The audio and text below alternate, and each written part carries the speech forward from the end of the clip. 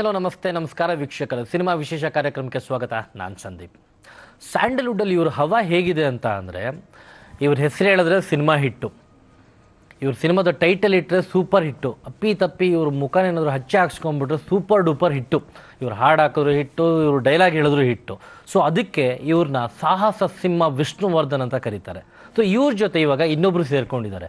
ಸುಮಾರು ಒಂದು 38 ಸಿನಿಮಾ ಮಾಡಿದ್ದಾರೆ. ಅದರಲ್ಲೊಂದು 9 ಬೇರೆ ಲ್ಯಾಂಗ್ವೇಜು, 29 ಕನ್ನಡದಲ್ಲಿ.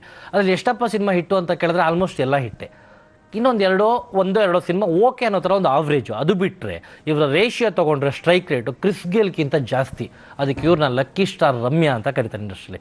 ಒಂದು ಕಡೆ ಸಾಹಸ ಸಿಂಹ ವಿಷ್ಣುವರ್ಧನ್, ಇನ್ನೊಂದು ಕಡೆ ಲಕ್ಕಿ ಸ್ಟಾರ್ ರಮ್ಯಾ. ಇವರಿಬ್ಬರು ಜುಗಲ್ಬಂದಿಯ ಸಿನಿಮಾ ನಾಗರಹಾವು ಈ ವಾರ ರಿಲೀಸ್ ಆಗ್ತದೆ.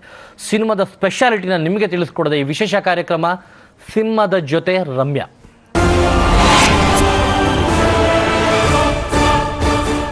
ಸೊ ಕಾರ್ಯಕ್ರಮಕ್ಕೆ ಮತ್ತೊಮ್ಮೆ ಸ್ವಾಗತ. ನಾಗರಹಾವು ಸಿನಿಮಾ ಈ ವಾರ ರಿಲೀಸ್ ಆಗ್ತಾ ಇದೆ. ಸೊ ವಿಷ್ಣುವರ್ಧನ್ ಅವ್ರನ್ನ ನೀವು ತೆರೆ ಮೇಲೆ ನೋಡ್ಬೋದು, ಎಂಜಾಯ್ ಮಾಡ್ಬೋದು, ಬಟ್ ನಾನು ಇಂಟರ್ವ್ಯೂ ಮಾಡೋಕ್ಕಾಗಲ್ಲ. ಸೊ ಆ ಸಾಹಸ ನಿರ್ಮಾಪಕರು ನಿರ್ದೇಶಕರು ಮಾಡಿದ್ದಾರೆ. ಬಟ್ ಆದರೆ ಸುಮಾರು ವರ್ಷಗಳ ನಂತರ ಮತ್ತೆ ನಮ್ಮ ಸಿನಿಮಾದವರ ಕೈಗೆ ಸಿಕ್ಕಿದ್ದಾರೆ ಲಕ್ಕಿ ಸ್ಟಾರ್ ರಮ್ಯಾ ಅವರು. ಸೊ ಅವ್ರು ಇಂಟರ್ವ್ಯೂ ಮಾಡಲೇಬೇಕು ಅಂತ ಬಂದಿದ್ದೀನಿ. ಮೇಡಮ್, ಕಾರ್ಯಕ್ರಮಕ್ಕೆ ಸ್ವಾಗತ. ಹೇಗಿದ್ದೀರಾ ಮೇಡಮ್? ಚೆನ್ನಾಗಿದೆ, ನೀವು ಹೇಗಿದ್ದೀರಾ? ನಾನು ತುಂಬಾ ಚೆನ್ನಾಗಿದ್ದೀನಿ. ತುಂಬಾ ವರ್ಷಗಳ ಕಂಗ್ರಾಚುಲೇಷನ್ಸ್, ನಿಮಗೆ ಮದುವೆ ಆಗಿದೆ. Thank you so much. ನೀವು ನಿಮ್ಮ ಮನೆಯವ್ರಿಗೂ ಕೇಳಿ ನಾನು ಕೇಳಿದೆ ಅಂತ. ಖಂಡಿತ ಹೇಳ್ತೀನಿ. Thank you so much. ಹೇಗಿದೆ life apart from politics? First ಹೇಳ್ಬಿಡ್ತೀನಿ, ದಯವಿಟ್ಟು ವೀಕ್ಷಕರೇ, ಪೊಲಿಟಿಕಲ್ ಕ್ವಶನ್ ನಾನು ಕೇಳಲ್ಲ, ನೀವು ಕೇಳಿ ಅಂತ ಎಕ್ಸ್ಪೆಕ್ಟ್ ಮಾಡ್ಬಿಡಿ. ಕೇಳಲ್ಲ ನಿಮ್ಗೂ ಹೇಳ್ಬಿಟ್ಟಿದ್ದೀನಿ. ಹೇಳಿ, ಓನ್ಲಿ ಸಿನಿಮಾ. ಸಿನಿಮಾ ಬಗ್ಗೆ ಮಾತಾಡೋಕ್ಕೆ ನನಗೆ ಅಷ್ಟು ಅವಕಾಶ ಸಿಗಲ್ಲ. ಸೊ ಪಾಲಿಟಿಕ್ಸ್ ನಾನು ದಿನ ಮಾತಾಡ್ತಾ ಇರ್ತೀನಿ. So this is also a change. Life cinema ಸಿನಿಮಾದಲ್ಲಿ ಇವಾಗ ಏನು ಸದ್ಯಕ್ಕೆ ನಾನು ಮಾಡ್ತಾ ಇಲ್ಲ. ಸದ್ಯಕ್ಕೆ ನಾಗರಹಾವು ಪ್ರಮೋಷನಲ್ ಆಕ್ಟಿವಿಟೀಸ್ನಲ್ಲಿ ನಾನು ಸ್ವಲ್ಪ ಬ್ಯುಸಿ ಇದ್ದೀನಿ. ಅದು ಬಿಟ್ಟರೆ ನಥಿಂಗ್. ಅಂದರೆ ಜನ ಮೀಟ್ ಮಾಡಿದಾಗ ಕೆಲವರು ಕೂಡ ಸಿನಿಮಾ ಇಂಡಸ್ಟ್ರಿದವರು ಫೋನ್ ಮಾಡ್ತಾರೆ, ಕೇಳ್ತಾರೆ, ಮೇಡಮ್ ಒಂದು ಒಳ್ಳೆ ಕತೆ ಇದೆ, ಮಾಡ್ತೀರಾ ಇಲ್ವೋ ಅಂತ. ಬಟ್ ಪಾಲಿಟಿಕ್ಸ್ ಹೇಗೆ ಅಂದರೆ Sandeep, it is very unpredictable. ಯಾವತ್ತು ಏನಾಗುತ್ತೆ ಅಂತ ನಾವು ಹೇಳೋಕ್ಕಾಗಲ್ಲ. ನಾನು ಇವತ್ತು ಏನೋ ಒಂದು ಸಂದರ್ಭ ಇರುತ್ತೆ ಅನ್ಕೊಳ್ಳಿ, ನಾನು ಹೋಗಲೇಬೇಕು ಮಂಡ್ಯಗೆ, ನಾನು ಪ್ರೊಡ್ಯೂಸರ್ಗೆ ಹೇಳೋಕ್ಕಾಗತ್ತಾ? ಇಲ್ಲ, ನಾನು ಬಿಟ್ಬಿಟ್ಟು ಹೋಗ್ಬೇಕು, ಅವ್ರಿಗೂ ನಷ್ಟ ಆಗುತ್ತೆ. So I don't want to cause that kind of situation. So ಹಾಗಾಗಿ ನಾನು ಯಾವುದು ಆಕ್ಸೆಪ್ಟ್ ಮಾಡಿಲ್ಲ ಸದ್ಯಕ್ಕೆ. ಒಳ್ಳೆ ಪಾತ್ರ ಸಿಕ್ಕಿದ್ರೆ ಖಂಡಿತವಾಗ್ಲು, ಬಟ್ ಫ್ರೀ ಟೈಮ್ ಸಿಗ್ಬೇಕಲ್ಲ. ನಮ್ಗೆ ಕತೆ ಕೇಳೋಕ್ಕೂ ಸಮಯ ಇಲ್ಲ, ಸಿನಿಮಾ ಮಾಡೋದಕ್ಕೆ. I don't know. ಅಲ್ಲ, ರಾಜಕೀಯಕ್ಕೆ ಹೋದ್ಮೇಲೆ ಮತ್ತೆ ಈ ಕಡೆ ಬರೋದು ತುಂಬ ಕಷ್ಟ ಅನ್ನೋ ಸುಮಾರು ಎಕ್ಸಾಂಪಲ್ಸ್ ಇದೆ. ಅಂಬರೀಷ್ ಅಣ್ಣ ಬ್ಯುಸಿ ಆಗೋದ್ರು, ಆ್ಯಂಡ್ ತೆಲುಗಲ್ಲಿ ಮೆಗಾಸ್ಟಾರ್ ಚಿರಂಜೀವಿ ಅವರು 150 ಸಿನಿಮಾ ಮಾಡೋಕ್ಕೆ ಎಷ್ಟೋ ವರ್ಷ ತೊಗೊಂಡ್ಬಿಟ್ರು. ಸೊ ಬರೋಕ್ಕಾಗಲ್ಲ, ಸಿಂಪಲ್ ಎಕ್ಸಾಂಪಲ್. ಎನಿವೆ, ನಾಗರಹಾವು ಪ್ರಮೋಷನ್ಗೆ ಬಂದು ನಿಮಗೆ ವೆಲ್ಕಮ್ ಮಾಡ್ತಾ ಇದ್ದೀನಿ. ಒಂದು ಸ್ಪೆಷಲ್ ಗಿಫ್ಟ್ ನಿಮಗೋಸ್ಕರ ತಂದುಬಿಟ್ಟು, ಪ್ಲೀಸ್ ಟೇಕ್ ಇಟ್. ಓಪನ್ ಮಾಡಿ ನೋಡಿ, ನಿಮ್ಮ ಫ್ಯಾನ್ಸಿಗೆ ತೋರಿಸಿ. Surprise and suspense. ಬುಸ್ ಅಂದ್ರೆ ಕಷ್ಟ. ಸಂದೀಪ್, ನೀವು ನಾಗಿಣಿ ಆಗ್ಬಿಟ್ಟು ಹೆದರ್ಕೊಂಡ್ರೆ ಹೇಗೆ?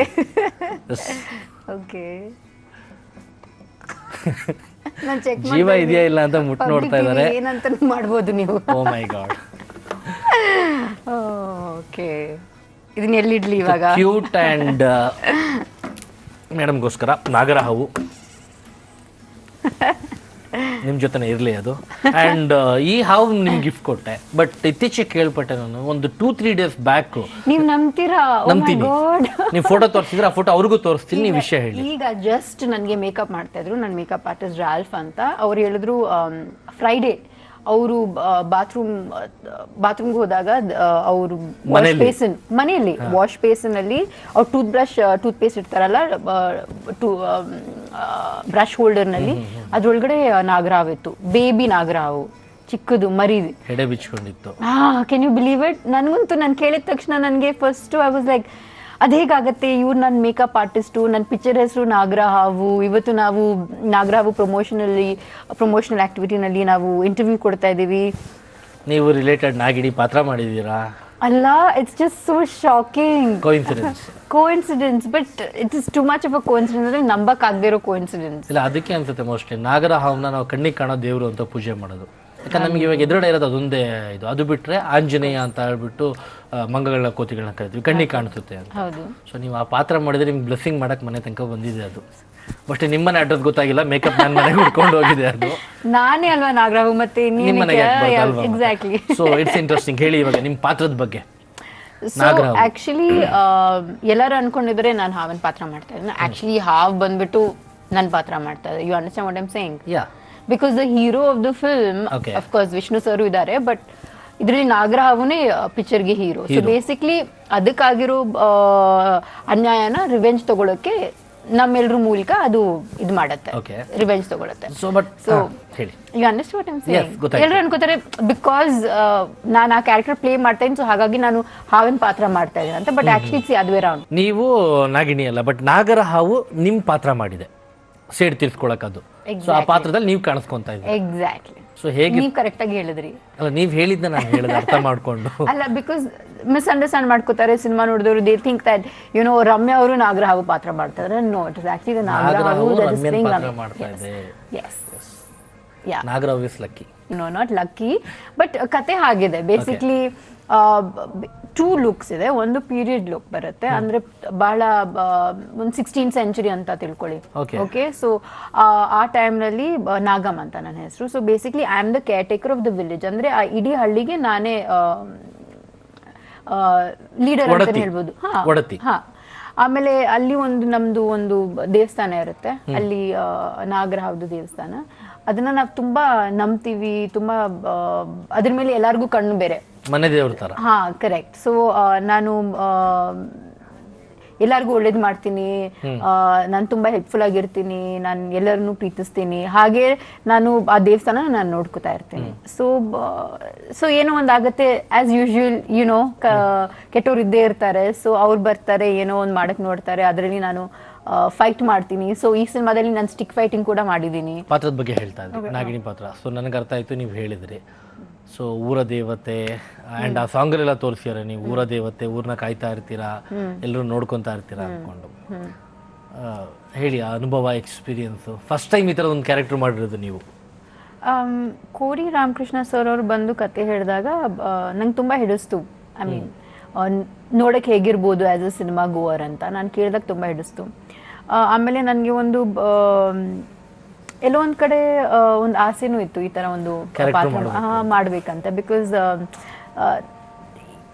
ಈಗಿನ ಕಾಲದಲ್ಲಿ ಆ ಥರ ಡ್ರೆಸ್ ಮಾಡ್ಕೊಂಡು ಆ ಥರ you can't be right, but only cinema ಮೂಲಕ ಮಾತ್ರ ನಮಗೆ ಆ ಪಾತ್ರಗಳನ್ನ ನಾವು ಸಿಗತ್ತಲ್ವಾ. ಸೊ ಹಾಗಾಗಿ ನಾನು ಒಪ್ಕೊಂಡೆ. ಶೂಟಿಂಗ್ ಮಾಡುವಾಗ ಇಟ್ ವಾಸ್ ಕ್ವೈಟ್ ಡಿಫಿಕಲ್ಟ್. ಅಂದ್ರೆ ಏನು ಇನ್ಹಿಬಿಷನ್ಸ್ ಇರಬಾರ್ದು, ಯಾಕಂದ್ರೆ ತುಂಬಾ ಕಿಚ್ಚಾಡೋದಿದೆ, ನೀವು ನೋಡಿದೀರಾ, ಫೈಟಿಂಗ್ಗಳಿದೆ, ಸ್ಟಿಕ್ ಫೈಟಿಂಗ್ ಮಾಡ್ಬೇಕಾಗಿತ್ತು, ಎಕ್ಸ್ಪ್ರೆಷನ್ಸ್ ಎಲ್ಲ ತುಂಬಾ ಫಿಯರ್ಸ್ ಆಗಿರ್ಬೇಕಾಗಿತ್ತು. And I have never done that. So Kodi Ramakrishna sir ಅವ್ರ ಹೆಲ್ಪ್ ತುಂಬಾ ಬೇಕಾಗಿತ್ತು. And he helped me a lot. And ಸಿಕ್ಕಾಪಟ್ಟೆ ಏನ್ ಹೇಳೋದು, mentally and physically very exhausting ಆಗಿತ್ತು ನನಗೆ. ಅಂಡ್ ಯಾಕಂದ್ರೆ ನೀವು ಆದಷ್ಟು ಎಫರ್ಟ್ ಹಾಕಕ್ ಹೋಗ್ತೀರಾ ಅಂದ್ರೆ ನಿಮ್ಗೆ ಅಷ್ಟು ಇನ್ವಾಲ್ವ್ಮೆಂಟ್ ಇರಬೇಕಾಗತ್ತೆ. So when you involve yourself, so ನಿಮ್ದೇನೇ ಏನ್ ಹೇಳಿರ್ಬೋದು, ಮೂಡ್ ಇರ್ಬೋದು, ಏನೇ ನಡೀತಾ ಇರ್ಬೋದು ರಿಯಲ್ ಲೈಫ್ ಅಲ್ಲಿ, ಅದನ್ನೆಲ್ಲ ಮರ್ತ್ಬಿಟ್ಟು you have to right involve ಆಗ್ಬೇಕು. ಸೊ ಆ ಕ್ಯಾರೆಕ್ಟರ್ ನನ್ನಲ್ಲೇನೆ ಇತ್ತು ಒಂದಷ್ಟು ದಿನ. 16ನೇ century character exactly. So that ಏನ್ ಹೇಳುದು, ಆ ಗಂಭೀರತೆ, ಎವ್ರಿಥಿಂಗ್. ನೋ, ಸೊ ಮೇಕಪ್ ಹಾಕುವಾಗ್ಲೂ ಕೂಡ, ನನಗೆ ಪ್ಯಾಕಪ್ ಆದ್ಮೇಲೂ ಕೂಡ I use to carry that character with me. Yeah, for a while. ಎಲ್ಲ ಕಡೆ ನಾಗಮ್ಮಾಗೆ ಇರ್ತಾ ಇದೆ ಮಾಡಿದಾಗ. ಹಾಗಾಗತ್ತೆ ಆಕ್ಚುಲಿ. ಅಂಡ್ ಕೋಲ್ ಸ್ಟಿಕ್ ಫೈಟ್ ಅಂತೆಲ್ಲ ಹೇಳಿದ್ರಿ, ಕಲ್ತ್ರ ಹೇಗ್ ಕಲ್ತ್ರಿ? ಹೇಗಿತ್ತು experience ಕೋಲಲ್ಲಿ ಹೊಡೆದಾಡ್ಬೇಕಾರೆ? Ravi Varma sir fight master, ಅವರೇ ನನ್ಗೆಲ್ಲ ಡೈರೆಕ್ಟ್ ಸ್ಟಂಟ್ ಮಾಡಿದ್ರ? ಹಾ, ಅವ್ರು ಹೇಳ್ಕೊಟ್ರು. ಇಲ್ಲ, ನಂಗೆ ಒಂದಿನ ಮುಂಚೆ ನನ್ಗೆ ಪ್ರಿಪರೇಷನ್ ಮಾಡಕ್ಕೆ ಟೈಮ್ ಸಿಕ್ತು. ಅವರು ನನ್ಗೆ ತುಂಬಾ ಸಹಾಯ ಮಾಡಿದ್ರು. And I tried. ಈಗ ಮಾಡಿದ್ರೆ ಸ್ವಲ್ಪ ಕಷ್ಟ ಆಗ್ಬೋದು ನನಗೆ, but then I was quite an expert. ನಾನು ತುಂಬಾ ಎಂಜಾಯ್ ಮಾಡಿದೆ ಅದನ್ನು ಕೂಡ. ಆಮೇಲೆ ಅವ್ರು ಹೇಳ್ತಾ ಇದ್ರು, ನೀವೇನು ವರಿ ಮಾಡಬೇಡಿ, ಅವ್ರಿಗೆ ಹೊಡಿಬೇಕಂದ್ರೆ ನೀವು ಹೊಡೀರಿ ಅಂತ. ಬಟ್ ಐ ವಾಸ್ ಲೈಕ್, ಇಲ್ಲ, ನಾನು ಅವ್ರಿಗೆ ಹೊಡಿಯಕ್ ಹೋಗಲ್ಲ ಅಂತ. ಇಲ್ಲ, ನೀವು ಹೊಡೀರಿ, ಪರವಾಗಿಲ್ಲ. ಅಂಡ್ ಅವರೆಲ್ಲ ತುಂಬಾ ಗಟ್ಟಿಯಾಗಿದ್ದಾರೆ, ತುಂಬಾ ಸ್ಟ್ರಾಂಗ್ ಆಗಿದ್ದಾರೆ. So they said nothing will happen. ನನ್ ಸಿಕ್ತು ಚಾನ್ಸ್ ಅಂತ ನಾನು ಫುಲ್ ಇನ್ವಾಲ್ವ್ಮೆಂಟ್ ಅಲ್ಲಿ ವಿ ವರ್ ಆಕ್ಚುಲಿ ಫೈಟಿಂಗ್. ಹೊಡೆದ್ರ ನಿಜವಾಗ್ಲೂ? ಇಬ್ರು ಫೈಟ್ ಮಾಡಿದ್ವಿ ನಾವು, ಆಲ್ ಆಫ್ ಅಸ್, ಎಲ್ಲರೂ ಸೇರಿ ಫೈಟ್ ಮಾಡಿದ್ವಿ ನಾವು. ಪ್ರತಿಯೊಂದು ಅವ್ರ ಕೂದಲು ಎಳೆಯೋದಾಗ್ಲಿ, ಅವ್ರನ್ನ ಹಿಡ್ಕೊಳ್ಳೋದಾಗ್ಲಿ, ಪ್ರತಿಯೊಂದು ಕೂಡ ಇಲ್ಲ ಸಾಫ್ಟ್ ಆಗಿರ್ಬೇಕು, ಇಲ್ಲ ಅವ್ರಿಗೆ ಹರ್ಟ್ ಆಗುತ್ತೆ ಅಂತ ಆ ಥರ ನಾವೇನು ವಿದೌಟ್ ಕನ್ಸಿಡರಿಂಗ್. ಇಲ್ಲಾಂದ್ರೆ ಆ ಫುಲ್ ಎನರ್ಜಿ, ಆ ಫುಲ್ ಆಕ್ಟಿಂಗ್ ಬರ್ತಾ ಇರಲಿಲ್ಲ. So I gave it my best. And I was like oh my god ನಾನು ಈ ಥರ ಮಾಡೋದು ಇಲ್ಲ, ಈ ಥರ ಮಾಡೋಕ್ಕೂ ಆಗಲ್ಲ. ಬಟ್ ನಾನು ಹೇಗೆ ಮಾಡಿದೆ ಅಂತ it's you can see it on screen. ಅದೇ ಯಾಕಂದ್ರೆ ಅಷ್ಟೊಂದು ರಿಯಲಿಸ್ಟಿಕ್ ಆಗಿ ಕಾಣಿಸ್ಬೇಕು ಅಂತಂದ್ರೆ ನಿಮಗೆ ಆ ಕೋಪ ಇರಬೇಕು, ಅಲ್ಲಿ ರಿಯಲ್ ಆಗಿ ಮಾಡಬೇಕು. ಆ್ಯಂಡ್ ದಿಸ್ ಇಸ್ 2 ವರ್ಷ ಆದ್ಮೇಲೆ ಬರ್ತಾರೆ ನಾಗರಾವು. ರಮ್ಯಾ ಅವರು ಇಷ್ಟು ವರ್ಷ ಕರಿಯರಲ್ಲಿ ಫಸ್ಟ್ ಟೈಮ್ ಈ ಥರ ಒಂದು ಕ್ಯಾರೆಕ್ಟ್ರು. ಗೊತ್ತಿಲ್ಲ, ಜನ ಇಷ್ಟು ದಿನ ವೆಯ್ಟ್ ಮಾಡಿರೋದಕ್ಕೆ ಒಂದು ಬೇರೆ ಥರ ರಮ್ಯಾ ನೋಡ್ತಾ ಇದ್ದಾರೆ. ಎಷ್ಟು ಜನ ನನಗೆ ಸರ್ ಓ ಮೈ ಗಾಡ್ ಇದು ನೀವು ಈ ಥರನೂ ಐ ಮೀನ್ ಕಾಣಿಸ್ತೀರಾ, ನೀವು ಈ ಥರ ಪಾತ್ರಗಳನ್ನ ಮಾಡ್ತೀರಾ ಸರ್. ವೆಲ್ ಯುನೋ ಖುಷಿ ಆಗುತ್ತೆ ಬಿಕಾಸ್ ಎಲ್ಲೋ ಒಂದು ಕಡೆ ಐ ಥಿಂಕ್ 10 ವರ್ಷದಿಂದ ನೋಡೋಕೆ ಹೋದ್ರೆ ನಾಟ್ 10 years ಆ್ಯಕ್ಚುಲಿ 2003 13 years 2003 ನೀವು ಎಂಟ್ರಿ ಬಂದಿದ್ದು ಅಭಿ ಸಿನಿಮಾದಿಂದ. ನೀವು ನೋಡೋಕೆ ಹೋದ್ರೆ 13 years. ಎಸ್. ಸೊ ನಾನು ಎಲ್ಲ ಥರ ಪಾತ್ರಗಳನ್ನ ನಾನು ಆದಷ್ಟು ಮಾಡೋಕ್ಕೆ ಪ್ರಯತ್ನ ಪಟ್ಟಿದ್ದೀನಿ. ಆ್ಯಂಡ್ ನನಗೆ ಇಟ್ಸ್ ಮೈ ಲಕ್ ದಟ್ ನನಗೆ ಈ ಥರ ಪಾತ್ರಗಳು ಸಿಕ್ತು. ಸೊ ಐ ಆಮ್ ಹ್ಯಾಪಿ ನಾನು ಒಂದು ವೆರೈಟಿ ರೋಲ್ಸ್ ಮಾಡಿದ್ದೀನಿ ಅಂತ. ಬೇರೆ ಬೇರೆ ಥರ ಶೇಡ್, ಬೇರೆ ಬೇರೆ ಎಲ್ಲ ಥರ ಟ್ರೈ ಮಾಡ್ಕೊಂಡು. ಆ್ಯಂಡ್ ಅಗೇನ್ ಈ ನಾಗರಾವು ಸಿನಿಮಾ ಸಾಕಷ್ಟೊಂದು ಎಕ್ಸ್ಪೆಕ್ಟೇಷನ್ ಕ್ರಿಯೇಟ್ ಮಾಡಿದೆ. ಟ್ರೈಲರ್ ಬಂದ್ಮೇಲಂತೂ ಜನಕ್ಕೆ ಅದು ನೋಡಿದಾಗ ಕನ್ನಡದಲ್ಲಿ ಮೋಸ್ಟ್ಲಿ ಫಸ್ಟ್ ಟೈಮ್ ಈ ಥರ ಒಂದು ಸಿನಿಮಾ ಕೂಡ ಬರ್ತಾ ಇರೋದು. ಗ್ರಾಫಿಕ್ ಆಗಿರ್ಬೋದು, ಅಂದ್ರೆ ಆ ಟೆಕ್ನಾಲಜಿ ಅದೇನು ಯೂಸ್ ಮಾಡಿದಾರೆ ಗೊತ್ತಿಲ್ಲ, ಬಟ್ ನೋಡ್ತಾ ಇದ್ದಾಗ ಇಟ್ಸ್ ವೆರಿ ರಿಯಲ್. ಆ ಹಾವು ಬಾಲದಿಂದ ಹೊಡೆಯೋದು ಒಂದು ಸೀನ್ಗಳಾಗಿರ್ಬೋದು, ಅಮೇಜಿಂಗ್ ರೈಟ್. ನನ್ಗಂತೂ ಜುಮ್ ಅಂತು ನೋಡಿದ ತಕ್ಷಣ, ಎಸ್ಪೆಷಲಿ ವಿಷ್ಣು ಸರ್ ಅಂತೂ ನೋಡಿದಾಗಲೂ ಕೂಡ I was like how like ಹೇಗೆ ಮಾಡಿದ್ರು ಇದನ್ನ ಅಂತ. ಎಲ್ಲರೂ ಹೇಳ್ತಾರೆ 3 ವರ್ಷ ಆಯ್ತು ಸಿನಿಮಾ ಮಾಡಿ, ನೀವು ಇವಾಗ ರಿಲೀಸ್ ಆಗ್ತದೆ ಅಂತ. ಸಿ ಟೆಕ್ನಾಲಜಿ 3 ವರ್ಷ ಟೈಮ್ ತಗೊಂಡಿದ್ದು ಇದಕ್ಕೆ. ಆಕ್ಟಿಂಗ್ ಅಂತೂ ನಾವು ಬೇಗ ಮಾಡಿಬಿಟ್ಟು ನಾವು ಸಿನಿಮಾ ರಿಲೀಸ್ ಮಾಡ್ಬೋದು. But technology and graphics is something that takes a really long time. ತುಂಬ ಸಮಯ ತಗೊಳುತ್ತೆ. And plus first time ever I mean in the history of Indian cinema ಯಾರನ್ನು ರೀಕ್ರಿಯೇಟ್ ಮಾಡಲಿಲ್ಲ. ಮತ್ತೆ ಇದಕ್ಕೆ ಅನಿಮೇಷನ್ ಎಲ್ಲ ಮಾಡಿದ್ದಾರೆ, ಬಟ್ ರಿಯಲಿಸ್ಟಿಕ್ ಆಗಿ ಈ ತರ ಯು ಹ್ಯಾವ್.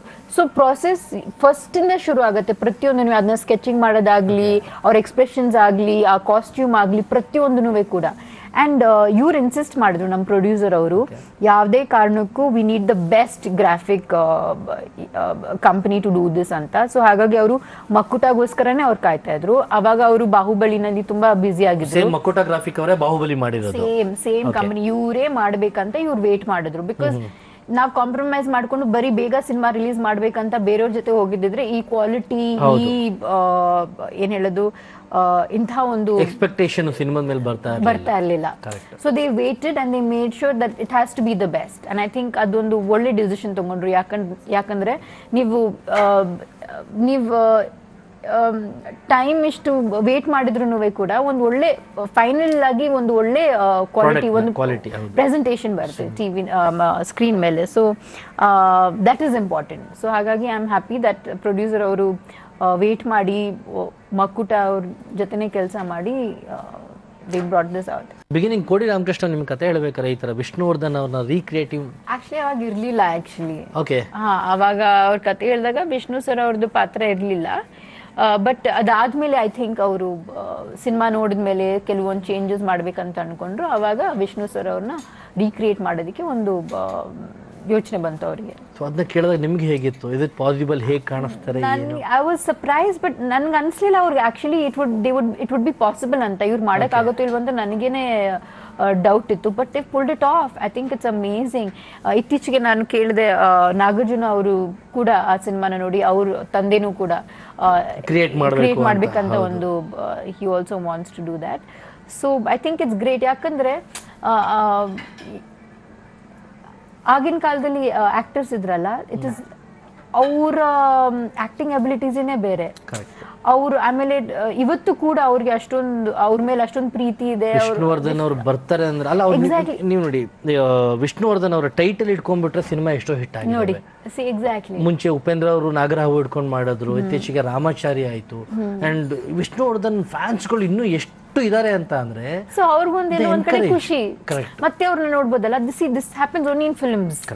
ಫಿಲ್ಮ್ಸ್ ಅಲ್ಲಿ ಮಾತ್ರ ಇದು ಸಾಧ್ಯ. So it's good. ಯಾಕಂದ್ರೆ ಅವ್ರನ್ನು ಮತ್ತೆ ನೋಡಕ್ಕೆ ಒಂದು ಅವಕಾಶ ಸಿಗುತ್ತೆ. And I think it's great. ಇವಾಗ ಹೇಗೆ ಬೆಳೆದಿದೆ ಅಲ್ಲ entertainment industry, technology, graphics, it's amazing. So ಈಗ ವಿಷ್ಣುವರ್ಧನ್ ಅವರು ನಿಮ್ ಸಿನಿಮಾದಲ್ಲಿದ್ದಾರೆ.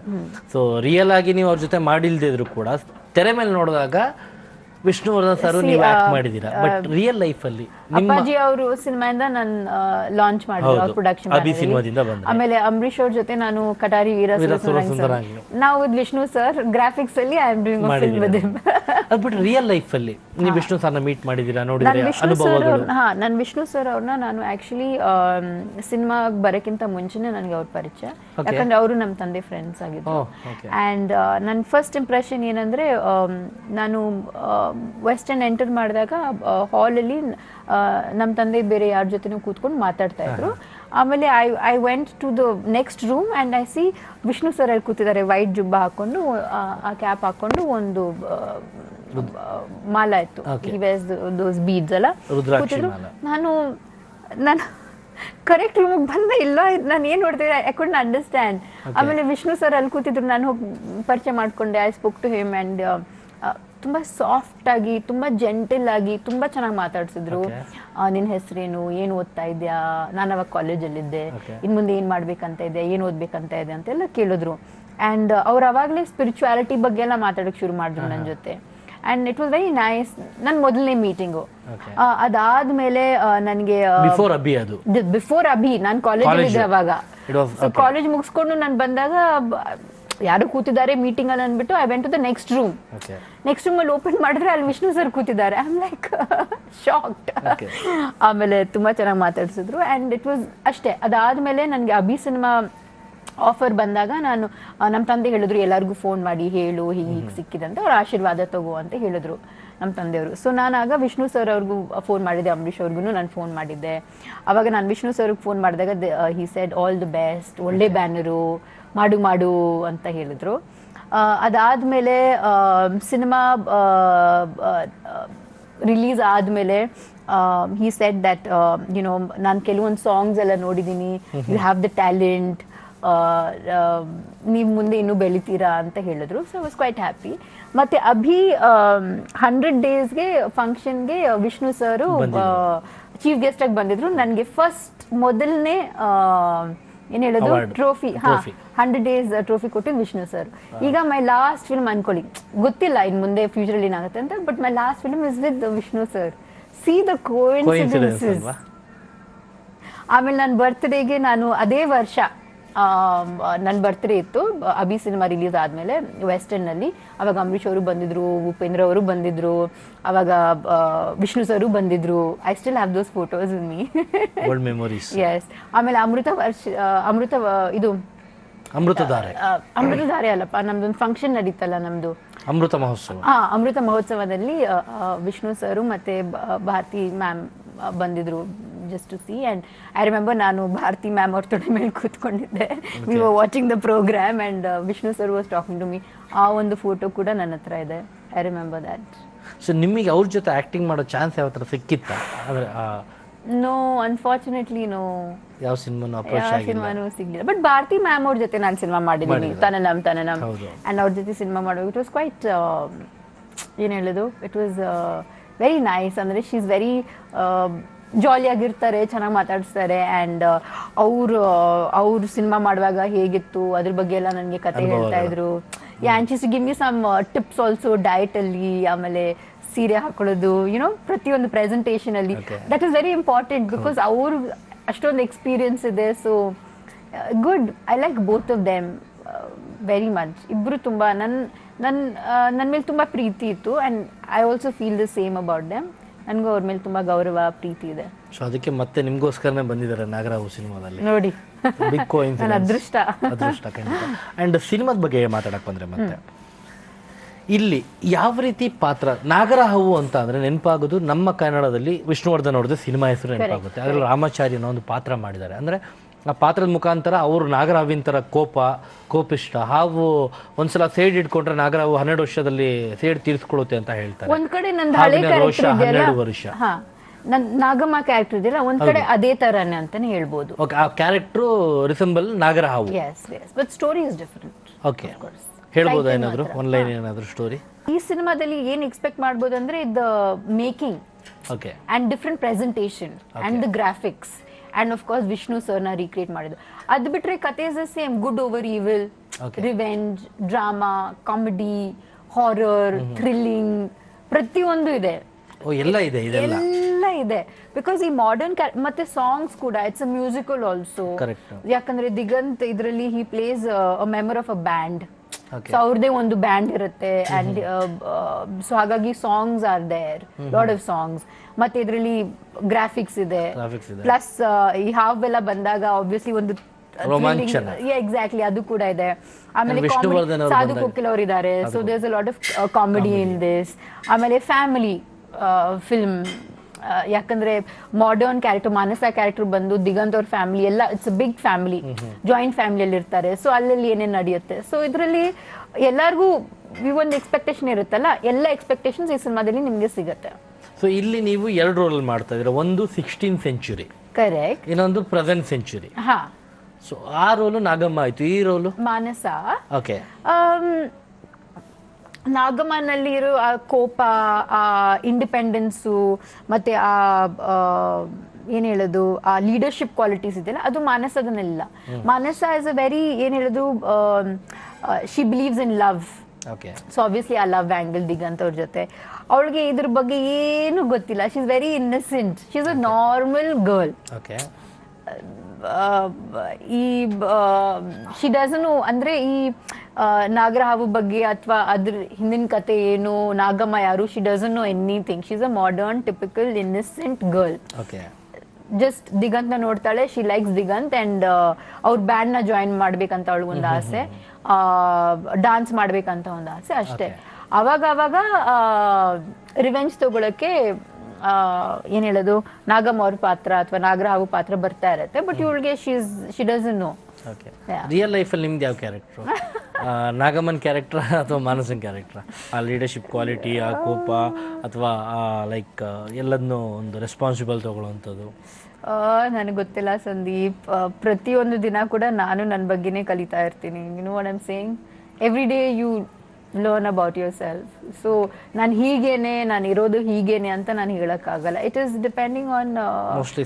ನಾನು ಹೇಳಬೇಕು ಅಂತಂದ್ರೆ, ಸಿನಿಮಾಕ್ಕೆ ಬಂದರೆ ಮಾನಸ, ರಾಜಕೀಯಕ್ಕೆ ಹೋದರೆ ನಾಗಮ್ಮ ಆಗ್ಬೋದೇನೋ. ನೋಯಾ, ನಾನು ಏನು ಹೇಳಿ, ನನ್ನನ್ನು ನಾನು ಡಿಫೈನ್ ಮಾಡೋಕ್ಕಾಗಲ್ಲ. ನಾನು ಹೀಗೇನೆ, ನನ್ನ ಕ್ವಾಲಿಟೀಸ್ ಇದು ಅಂತ ನಾನು ಹೇಳಕ್ಕಾಗಲ್ಲ. ಬಿಕಾಸ್ ಪ್ರತಿಯೊಬ್ರು ಕೂಡ ನಾವು ಮನುಷ್ಯರಾಗಿ ನಾವು ಬೆಳೀತಾ ಇರ್ತೀವಿ. Every day is a learning process.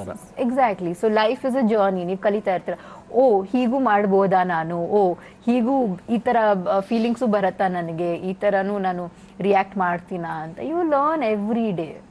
So yeah. And ನಿಮ್ಮ ಇನ್ನೊಂದು ಕೋಇನ್ಸಿಡೆನ್ಸ್ ಏನಂತ ಅಂದರೆ, ವಿಷ್ಣು ಸರ್ ಜೊತೆ ಬಿಗಿನಿಂಗ್ ಮಾಡಿದ್ರಿ, ಮತ್ತು ಇಲ್ಲಿ ಇದು ನೀವು ಹೇಳೋ ಪ್ರಕಾರ ಮೇ ಯುವರ್ ಲಾಸ್ಟ್ ಮೂವಿ, ಗೊತ್ತಿಲ್ಲ, ಆದರೆ ಇದಾಯಿತು. ಆ್ಯಂಡ್ ದಿಗಂತ್ ಜೊತೆ ಕೂಡ ಮುಂಚೆ ಒಂದು ಸಿನಿಮಾ ಮಾಡಿದಿರಿ ನೀವು. ಅಗೇನ್ ಈ ಸಿನಿಮಾದಲ್ಲಿ ನೀವು ದಿಗಂತ್ ಮತ್ತೆ ಆ್ಯಕ್ಟ್ ಮಾಡಿದ್ದೀರಾ. ಆ್ಯಂಡ್ ಇನ್ನೊಂದು ದರ್ಶನ್ ಅವ್ರ ಜೊತೆ ಮುಂಚೆ ನೀವು ಆ್ಯಕ್ಟ್ ಮಾಡಿದಿರಿ. ಆ್ಯಂಡ್ ಅಗೇನ್ ಈ ಸಿನಿಮಾದಲ್ಲೂ ದರ್ಶನ್ ಅವರು very sweet of Darshan. Actually ಅವರು ಈ ಸಿನಿಮಾದಲ್ಲಿ ಒಂದು ಸ್ಪೆಷಲ್ ಅಪಿಯರೆನ್ಸ್ ಮಾಡಿದ್ದಾರೆ, ಒಂದು ಸಾಂಗ್ ಶೂಟ್ ಮಾಡಿದ್ದಾರೆ. Very nice of him actually. And actually ನಾವಿಬ್ರು ಒಂದು ಪ್ರೋಗ್ರಾಮ್ ಮಾಡಿದ್ವಿ, ಅಂಡ್ ಅದಾದ್ಮೇಲೆ ಎಲ್ಲರೂ ಕೇಳಕ್ ಶುರು ಮಾಡಿದ್ರು, ನೀವು ದರ್ಶನ್ ಅವ್ರ ಸಿನಿಮಾ ಮಾಡ್ತಾ ಇದ್ದೀರಾ, ವೆರಿ ಎಕ್ಸೈಟೆಡ್. ಸೊ ಈಗ ನಾವು ಅವರು ಒಂದು ಸ್ಪೆಷಲ್ ಅಪಿಯರೆನ್ಸ್, ಒಂದು ಸ್ಪೆಷಲ್ ಸಾಂಗ್ ಇಂದ ನಾಗರಹಾವನಲ್ಲಿ ಪ್ರೆಸೆಂಟ್ ಮಾಡ್ತಾ ಇದ್ವಿ ಜನರಿಗೆ. So I am sure they will like that also. Diganth ಅವ್ರ ಬಗ್ಗೆ ಹೇಳ್ಬೇಕಂದ್ರೆ, ನಾವು ಫಸ್ಟ್ ಸಿನಿಮಾ ಮಾಡಿದಾಗ ಮೀರಾ ಮಾಧವ ರಾಘವ, ದಿಗಂತ್ ಅವ್ರ ಫಸ್ಟ್ ಸಿನಿಮಾ ಅನ್ಸುತ್ತೆ. Was it? ಇಲ್ಲ, ನಾನು ಹಿ ಹ್ಯಾಡ್ ಡನ್ ಮುಂಗಾರು ಮಾಡಿ. ಕರೆಕ್ಟ್. ಸೊ ಆಗ ಕೂಡ he is just the same, is very sweet. ಅವನಾಯ್ತು, ಅವ್ನ ಕೆಲಸ ಆಯ್ತು, ಆಮೇಲೆ he is very hard working. ಒಂದೇ ಒಂದು ಏನಂದ್ರೆ, ಇಡೀ ಸಿನಿಮಾದಲ್ಲಿ ನಿದ್ದೆನಾ ಇಲ್ಲಪ್ಪ, ನನ್ಗೇನು ಆ ಥರ ಅನ್ಸಲ್ಲ. ಒಂದೇ ಒಂದು ನಮ್ಮಿಬ್ರಿಗೂ ನಾವ್ ಯಾವಾಗ್ಲೂ ಅವ್ರನ್ನ we were making fun of him. ಏನಂದ್ರೆ ಅವ್ರ ವಿಗ್ಗು ನಮ್ಗೆ ಯಾರಿಗೂ ಇಷ್ಟ ಆಗಿಲ್ಲ ಸಿನಿಮಾದಲ್ಲಿ. So we to make fun of him, ಪಾಪ, ಆ್ಯಂಡ್ ಸ್ವೀಟ್ ಬಾಯ್. ಇವತ್ತು ಬೆಳಿಗ್ಗೆ ಮೈಸೂರಿನಲ್ಲಿ ಏನಾಯಿತು ಅಂತಂದರೆ, 6:30ಕ್ಕೆ ಅಲಮೇಲಮ್ಮನಿಗೆ ಯದುವೀರು ಪೂಜೆಯನ್ನು ಮಾಡಿದ್ರು. ಚರಿತ್ರೆಯ ಪ್ರಕಾರ ಯಾಕೆ ಪೂಜೆ ಮಾಡ್ತಾರೆ, ಶಾಪ ವಿಮೋಚನೆ ಮಾಡು ತಾಯಿ ಅಂತ ಎಲ್ಲರೂ ಪೂಜೆ ಮಾಡಿದ್ದಾರೆ. ಆ ಶಾಪ ವಿಮೋಚನೆ ಆಗಿದೆಯೋ ಆಗಿಲ್ವೋ ಅವ್ರಿಗೆ ಗೊತ್ತು. ಉತ್ತರ ಪ್ರದೇಶದ ಲಕ್ನೋದಲ್ಲಿ ಪ್ರಧಾನಿ ಮೋದಿ ದಸರಾ ಉದ್ದೇಶಿಸಿ ದೇಶದ ಜನರನ್ನ ಉದ್ದೇಶಿಸಿ ಮಾತನಾಡ್ತಾ ಇದ್ದಾರೆ. ಅವ್ರು ಏನ್ ಮಾತಾಡ್ತಿದ್ದಾರೆ ನೋಡೋಣ ಬನ್ನಿ. न्याय मिलना चाहिए, किसी भी परंपरा से जुड़े क्यों न हो, किसी भी समाज से जुड़े क्यों न हो, महिलाओं का गौरव करने का ये युग हमें स्वीकारना होगा। बेटियों का गौरव करना होगा, बेटियों को बचाना होगा। हमारे भीतर ऐसे जो रावण के रूप बिखरे पड़े हैं,